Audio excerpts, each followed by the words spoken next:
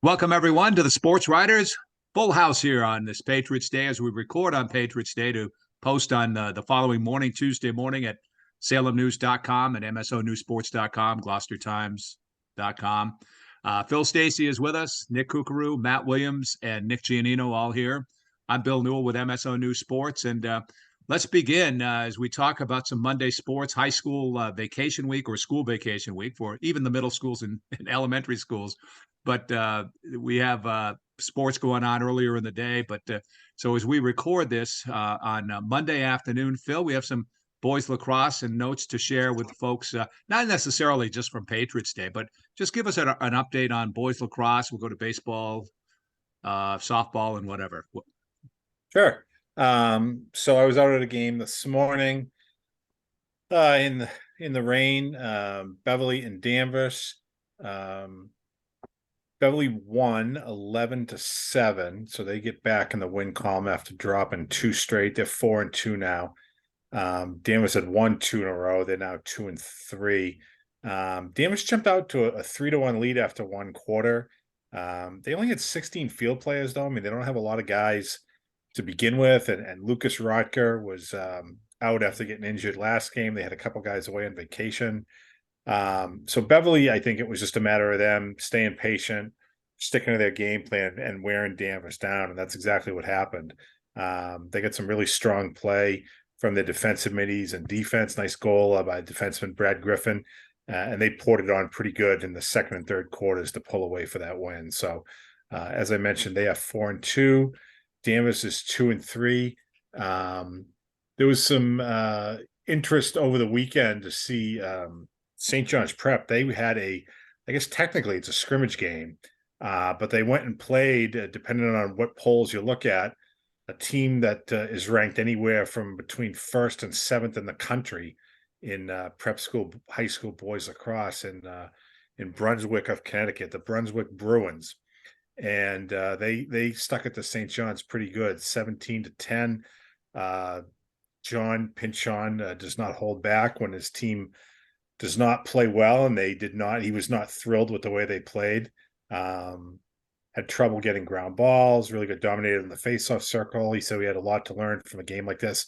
Now, there's nobody on their schedule that's even going to come close to this Brunswick team. So I think in reality, it's probably one of those things that's going to work for them in the long run. It won't count against their overall MIA rating. He says they'll count it on their record moving forward. So they'd be 4-1 by that, but they've beaten all their MIA foes. They're getting the usual balanced scoring that we always see.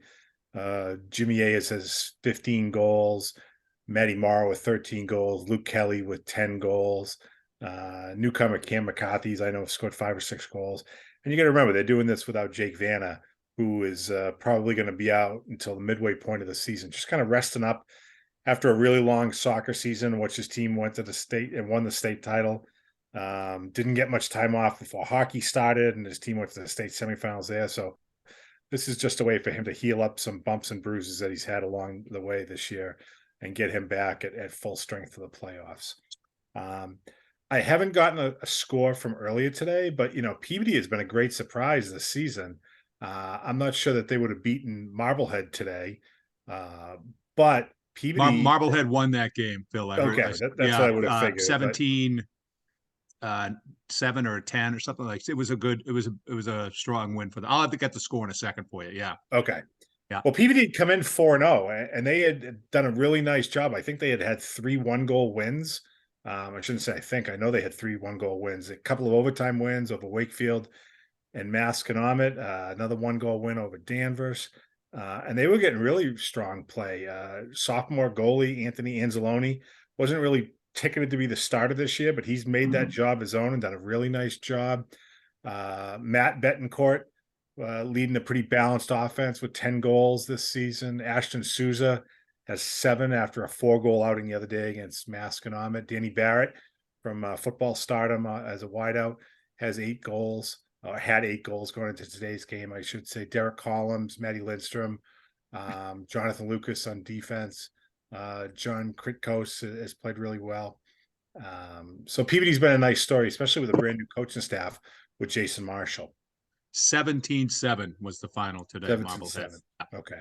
Yeah, Marblehead is just such a notch above everybody else in the conference.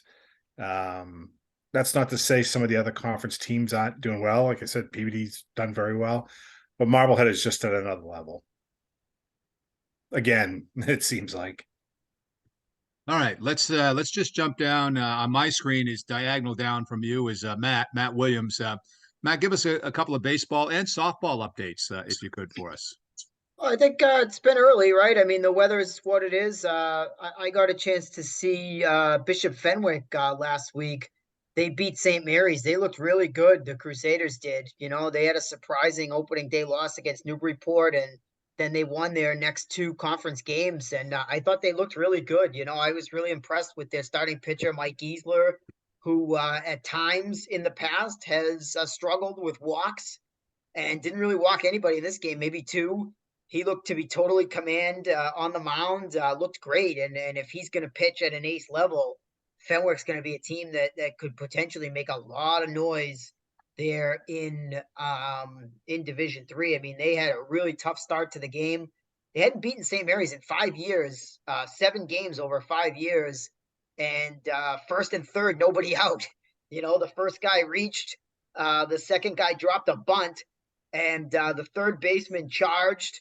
Nobody covered first, and then nobody went over to cover for the third baseman who charged. So the kid who was on first heads up ran to third. Now that's a really big mistake early in a game against your big rival, right? First and third, nobody out. We just failed to field a bunt. You could easily say, "Here we go again. We're in big trouble," right? But Giesler stared down, struck out the side, no damage. Fenwick goes on to win 7-2. So I just thought that was really a big spot of leadership by their captain, by their horse, to say, listen, maybe we just made a mistake, but I'm just going to punch out the side here, and we're not going to let this streak against St. Mary's continue. I thought that was a real gut check moment for them, and I was really impressed by that. I think sticking with the Catholics over at St. John's Prep had a tough loss against, I believe it was St. John Shrewsbury, and rebounded to really put a number on Zavarian.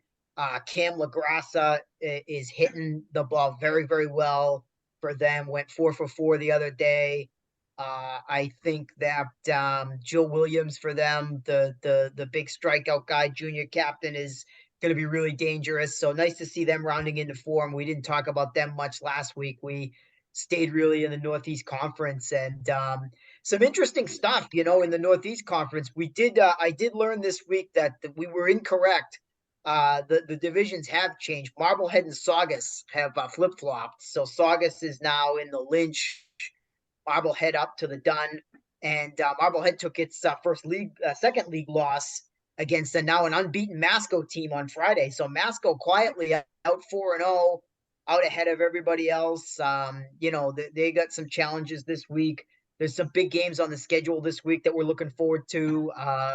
Danvers still unbeaten in league play as we record this now. They've got a couple of non-league losses, and they're playing this afternoon against St. Mary's as we record this.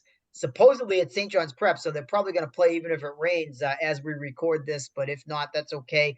Nice to see Arazeris run into his first home run of the season up at Gloucester, and I was told that was not a Nate Ross special. I was told that was very far out to deep center field, so I didn't actually see a video, but that is what I was told. But I really think if the big guy gets going, watch out, because when he times up those fastballs, man, he's got all kinds of power, and you know, so Danvers is going to be a real threat. But I think some big games this week. Danvers has Peabody on Friday. Beverly has Marblehead on Wednesday, and also in league play Peabody and Salem. So some big games in the league this week for sure. Kooks, I don't know if you have any details. I know Gloucester got a win over Peabody this morning. I'm not sure. Probably they threw Morris, if I had to guess. That would be my guess too, since he went last Monday. And yeah, that'd be Gloucester's first win. Go to 1-5 on the year. They're a sophomore laden team, so I don't think this. You know, I don't know if they were expecting 1-5, but I think a slow start's not a huge surprise. It's just one of those years where they're super young, and in that type of a conference like the NEC, there's going to be a little bit of an adjustment period, which they're going through right now. But they seem to have been hitting better the last few games. I know the first couple games I saw them, they kind of struggled against anything that wasn't a fastball. But it looks like they've been stringing a few hits together the last few games. I'm not sure. I didn't get a score yet today, so I don't know what happened. On Monday morning, but the offense has improved, and Morris it sounds like he must have pitched pretty well. Let Yeah, me let me just add, Matt, that I'm surprised that Nick Kukuru hadn't even spoken, and already the name Nate Ross got dropped by one of the hosts here on the program. So we try kudos to you, to kudos to you, Matt. we try to work off each other, and then tee each other up for There you go. various catchphrases, Yeah, you can't get a cheap one in center and left at Nate Ross. Right and right center is another story. Center and left, it's a pretty good, decent poke to get it out of there.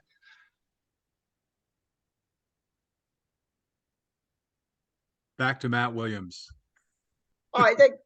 Well, I guess we could touch on softball real quick. I mean, Yeah. I know, the game this afternoon was canceled. I don't know when it's going to be, but when Peabody plays Fenwick, that's going to be a heck of a pitching matchup. Gigi Opont there for Fenwick had over 200 strikeouts a year ago, and we all know what Abby Betancourt has done. A perfect game with 15 strikeouts, 15 batters faced, 15 strikeouts the other day.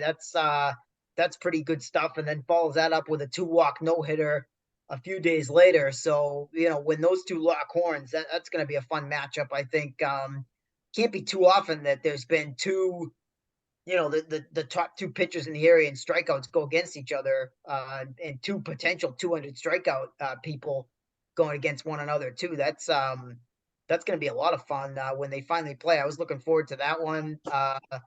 It does seem like Peabody's rounding into form a little bit offensively. Logan Lamazny's got 4 bombs already. Beverly is a really dangerous offensive team. Maya Perron had eight RBI in a game the other day, so that 8 was RBIs the other day, yeah.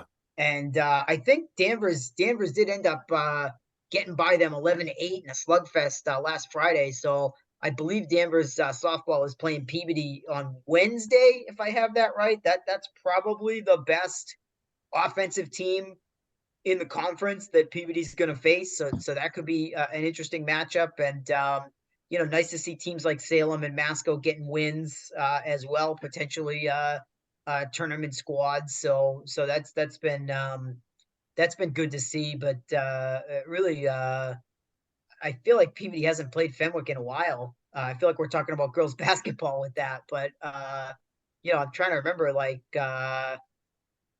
in the end of the year tournament there. I'm not sure if Fenwick has been involved, or maybe they just have been on opposite sides of the spectrum there. But I feel like they haven't played each other in a while, so that could be a really interesting matchup. And that's I guess what I was sort of looking forward to there. But they haven't announced a makeup date for that one. Rained out here on Marathon Monday. Yeah. Let's just jump to Nick Kukuru. Nick, I know you've got a couple of hot lacrosse teams in your coverage area you could share with us.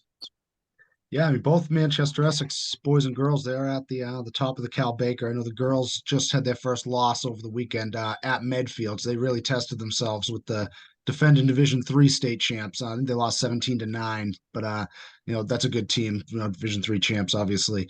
And the boys are 4-0. They've been really getting it done. I'm going to see them for the first time tomorrow night against Hamilton Wenham. So that's usually a really good battle of Cal Baker teams there over at Highland Field. Gotcha. And Nick Giannino, girls lacrosse, you've been to a few of those games so far? Sure, yeah. I saw Beverly and Danvers play this morning, Monday morning in the rain. I can touch on that, but I think it's going to be very interesting to see who kind of separates themselves in the NEC, because from the competition I've seen early, it's very competitive. A lot of teams feel like they can make their push to get to the top of those standings, whether they got some new young talent in or a lot of experience. I've seen some different styles of play between, some of the NEC teams, just going down the line. I mean, Beverly and Danvers today was a great game. Both teams had a few players out due to vacation, which seems like a lot of teams are running into that issue with April break here, students going away with their families and whatnot, visiting colleges. But I was impressed with Beverly. They got the job done. 1-goal win over Danvers. They were down 2 late and came back to win it. Sophomore Jocelyn Silva with 2 key goals there down the stretch to put them ahead. But Danvers was right in it. Like I said, missing some players. Both sides were missing some players, so I guess it evened out there. But just some, turnovers, a few mental mistakes for Danvers. They were right there. They scored a late goal with like 19 seconds left and then couldn't control the draw out of the timeout, so they ended up losing by 1. But it was a battle, and like I said, some different style. Like today, I noticed not a ton of transition. Both the teams kind of like to slow the pace down and play within their settled attack and work the ball around there for goals. And then, I was at Essex Tech and Bishop Fenwick last week, and that was run and gun the whole time. So completely contrasting styles, and both are fun to watch, in their own right. Just to jump to that Essex Tech game, they're up to another strong start. I think just 1 loss in the first 4 or 5 games. And Maddie McDonald is, maybe even better than she was last year after scoring 109 goals last year. I saw her put in 10 goals against Bishop Fenwick. She had 8 free position shots, so she's pretty much automatic on those. And that's all created because she's drawing her own contact, going to goal. So those are legit goals, and really impressive start for her. And then Bishop Fenwick, with first-year head coach Jillian Robinson running that team now, she's bounced around in the NEC. She was with Swampscott for a little while. She was with Salem last year. Now she comes over to Bishop Fenwick, comes over with Scott Conley, the AD there, and taking over the Crusaders lacrosse program. And I thought she had them playing some good lacrosse. They're a younger team, but they hung in there tough with Essex Tech, who can really score the ball. And they had some penalties where they were down and they were still putting goals in. So I expect them to make a tournament push this year.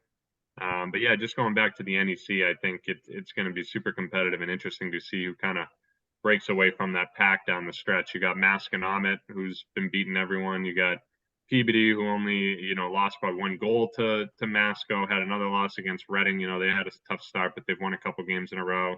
And I mentioned Beverly and Danvers, both talented teams. Swampscott's got some good players. Their head coach, Al Eaton, just got his 100th career win, so shout out to him for that. They're having a good start to the season. So, yeah, it'll be interesting. I don't know if there's any teams down in your neck of the woods. How's Gloucester? They hanging in there, Nick, the girls? I know you touched on them quickly, but. Yeah, they'll be a factor in the NEC South. I know they've beaten Salem. They play Salem again soon. I think Winthrop is usually a really tough test for them up in the South, and they play up there Monday night, so that'll be a pretty good barometer for them. They're hanging around 500. I think they're 2-3 right now. Yeah, and the other team, that we usually talk about year in and year out is Marblehead. They're really struggling. 0-7 start for Annie Madden's team. From the scores, I haven't seen them play live yet, but all their scores have been pretty competitive. They're not getting blown out. They're right there. Seems like they just need to get over the hump. I know they've had a tough schedule to start the season. I think the wins will come for them, but 0-7 definitely tough out of the gate for them. You mentioned Jillian Robinson, Nick. That's the sister of John Robinson, who is a longtime Salem football assistant and coaches the Witches boys tennis team in the spring. That's right. I didn't know that they were related.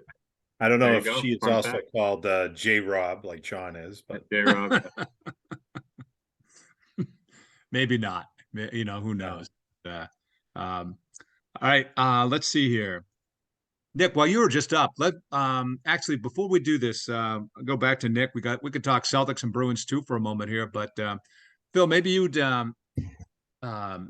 want to comment on this. I know in the Salem News today in the obituaries, really a North Shore sports legend in Doug Linehan passed away at the age of 81. I remember doing a ton of interviews with Doug over the years ago at WESX. And some of the things I read in the obituary, I didn't really realize. He was a minor league prospect for the New York Mets, signed a minor league contract, obviously a great athlete in multiple sports, and obviously, lacrosse and other sports coaching at Beverly High School and other places. But obviously, kind of a surprise to see that. And I know he was well liked in the Beverly athletic community, Doug Linehan. Yeah, yeah. Link, that's what we called him. I played for Dougie for 2 years, and he was one of a kind. There's no doubt about that. His son, Doug Jr., was a great ball player. Went up and played at the University of Maine. But Doug, the father, he was just a hulking man. I mean, 6'4", probably 230 pounds, and just tough as dirt or steel or whatever you want to say. As you said, he played two sports professionally. He was drafted by Vince Lombardi with the Redskins when Vince had gone there after his Green Bay days for 1 year. Doug hit the state championship winning grand slam for Belmont High School. It was no fence. He went around the field, won it with a grand slam. He used to tell us, I think he couldn't sometimes understand why we didn't want to play ball 3-4 hours a day. And he would say, I can remember this like it was yesterday. He would say, I used to hit until my hands bled. And I remember thinking like, damn, that's dedication right there. Like, I love baseball, but I don't know if I love it that much. Old school guy. I always remember him wearing a sweatshirt and a windbreaker, kind of that like traditional coach garb. But even on like the hottest days, he had like a hooded sweatshirt and a Beverly baseball windbreaker on. Tommy Donovan, of course, we all know Tommy was his longtime assistant. He's a member of the state's 200 win club. He took more than half his team to the state tournament. I played for Doug in 86 and 87. That 86 team was really good. I want to say we lost to Bill Ricca in the state playoffs in like the second or third round. But Doug had some great players. As you said, he started Beverly lacrosse. Before that, despite not really having a true background in the sport, I know he loved hockey, football, obviously baseball. Just a fun guy to be around. I mean, he hit the best fungos I've ever seen of any coach. I mean, he could pop a ball up to the catcher, throw it up, hit the ball straight up in the air, hit it up a mile.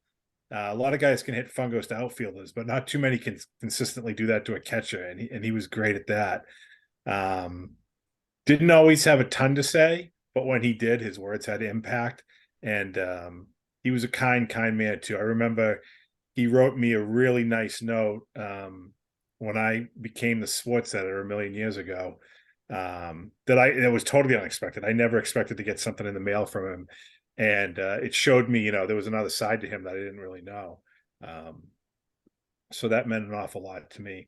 And Doug was just a good guy. I'm sorry to hear his passing, but he lived a long, rich, and full life, and certainly impacted all of us guys who got a chance to play for him at Beverly High. Absolutely. All right, let me just jump. We got Bruins and Celtics to discuss here quickly here, but we have time. Nick Giannino, maybe you want to fill us in on Game 1 of the Celtics. Sunday afternoon. So and a win over the Hawks. Yep. Saturday, I believe it was. It was Saturday. Okay. Yep. Yeah. No. I mean, I guess to be expected, right? They had some good rest. They're playing an inferior team. They played Celtics basketball in that first half to build that 30-point lead. I was impressed with the way they came out of the gate. Defensive mindset and offensively share the ball, move it around, get the best shot. Limit the isolation. They went to that a little bit in the second half. Which is understandable when you have a 30-point lead at home. But they were able to hang on for the 13-point win. They covered the spread. They did their job. So I was impressed. I think it was a great start, and I think that we can't understate how much of a difference Robert Williams makes when he's out there. I mean, we don't talk about him a lot because the guy doesn't play. What he played 35 games this year. I was having a conversation with Mike Grenier, and we were trying to guess how many playoff games he's going to miss this year. And I'm not trying to be negative. We'd love to see him play every game, but it just hasn't been the case throughout his young career here. But when he's out there, he played 22 minutes. He was 6 for 6 from the floor. He had a couple blocks, altered a lot of other shots. He was everywhere defensively, running up and down the court, throwing doubles, hedging, all the things he needs to do. And he rebounded well too. So he's huge out there for them. I think he's a big difference maker. I'm not going to say, they wouldn't have won the game without him, but he's going to be important when we get down the road here and you're seeing a team like Philly with Joel Embiid, and I think in terms of this series against the Hawks, I think there's no reason they can't sweep them, at least win in 5. Maybe Trae Young goes off one game and steals one at home, but they're clearly the better team. And when they play to their full potential and when they play the right way, they're tough to beat. And Atlanta's not one of the teams that I think can beat them. So that's my take so far. They're going to be playing game 2 Tuesday night. We'll see if Atlanta can play any defense at all. All right. Phil, you're, as we speak on Monday, you're headed into the Bruins Monday night for game 1 with Tampa. And so I don't think it'd be harmful for us to talk about it, even though by the time people see this, the score will be posted somewhere or other, I'm sure. But maybe some thoughts on this Bruins team as they head to the playoffs. Yeah, a little bit of an unknown going into tonight with an apparent bug going around the Bruins room. So there's some uncertainty as to the availability of maybe one or both of the 2 goaltenders, Ullman or Swaymark, or someone like Patrice Bergeron. So thankfully, because of the tremendous depth that they have, they should be able to withstand any kind of, unless there's like a mass sickness, they should be able to withstand that. I would expect one of the 2 goalies would play, although they did recall emergency goalie Bossy from Providence in case he's needed as a backup.